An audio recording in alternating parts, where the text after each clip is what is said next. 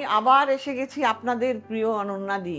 আপনাদের আমার এই ইউটিউব চ্যানেলে সবাইকে স্বাগত। আজকে কি নিয়ে বলবো?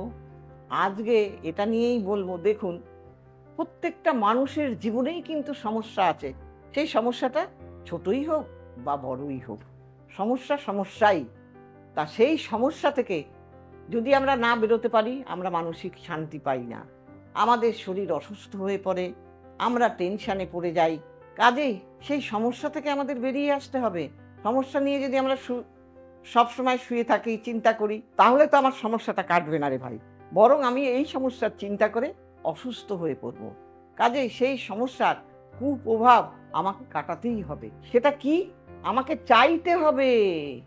আমি যদি না চাই, শুয়ে স্বপ্ন দেখি, দিবা স্বপ্ন দেখি, তাহলে কিন্তু সেই সমস্যার সমাধান হবে না। সেই সমস্যার সমাধান করতে গেলে কোথায় যেতে হবে, কার কাছে যেতে হবে, কি করতে হবে, এটা আমায় ভাবনা চিন্তা করে নিতে হবে।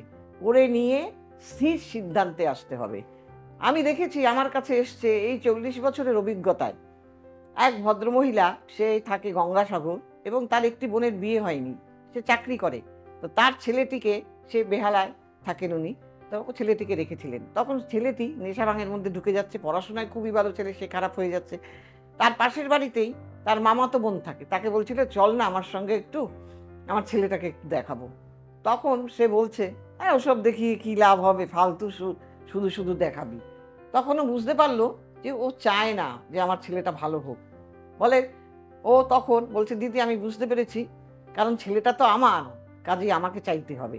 তারপরে উনি ভদ্রমহিলা আমার কাছে এসে সেই ছেলে ভালো হলো, উনি এত খুশি হলেন। তারপর বললেন, দেখলেন ছেলেটা খারাপ হলে আমারই হতো, ওর কি হতো, আজকে তো আমার ছেলেটা ভালো হলো। উনি এসে আমার একটা গিফট দিয়ে গেল, খুব আনন্দ করলো। বলল, দিদি আপনার কাছে এসেছিলাম বলেই হয়তো ভালো হয়েছে। আমি বলছি, না না, আপনার চাহিদা ছিল ছেলেকে ভালো করবেন, সেই চাহিদাটা আপনার মধ্যে থাকতে হবে।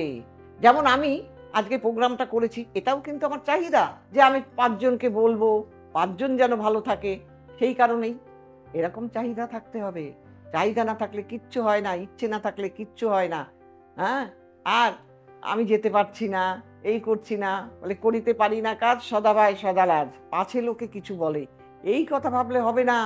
পাছে লোকের কথায় কান দেবেন না, কারণ জীবনটা আপনার, সন্তানটা আপনার, স্বামীটা আপনার, আপনাকেই ভাবতে হবে। কাজেই যখনই সমস্যা হবে, নিশ্চয়ই কোনো না কোনো গ্রহের প্রভাবে এটা হচ্ছে, তাহলে সেই সমস্যাটা, আমি একটা কথা বলে দিচ্ছি, এটা আপনারা প্রয়োগ করে দেখুন।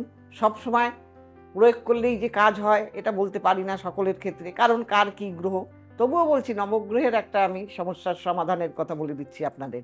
আপনারা একটা মাটির কলসি কিনবেন এই সাইজের, কিনে 5টা দূর্বা, কোনো শুভ দিন দেখে, 5টা তুলসী পাতা, 5টা এলাচ, হ্যাঁ, 5টা গোলমরিচ, হ্যাঁ, এবং লাল চন্দন, হিং, কেশর, এইগুলো দিয়ে ওই 3 গ্লাস জল ঢেলে রাখবেন রাত্রেবেলা।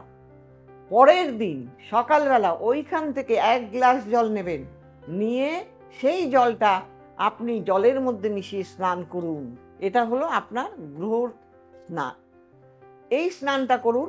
এই রকমভাবে আপনি বেশ কিছুদিন করতে থাকুন, দেখবেন কিছুটা না কিছু আপনার সুরাহা হবেই।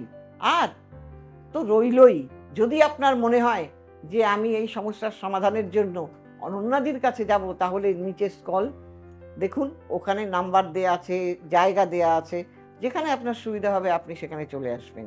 আপনারা আমার এই অনুষ্ঠানটা দেখুন, আমার ইউটিউব চ্যানেলটা দেখুন এবং সাবস্ক্রাইব করুন, শেয়ার করুন এবং লাইক করুন। নমস্কার।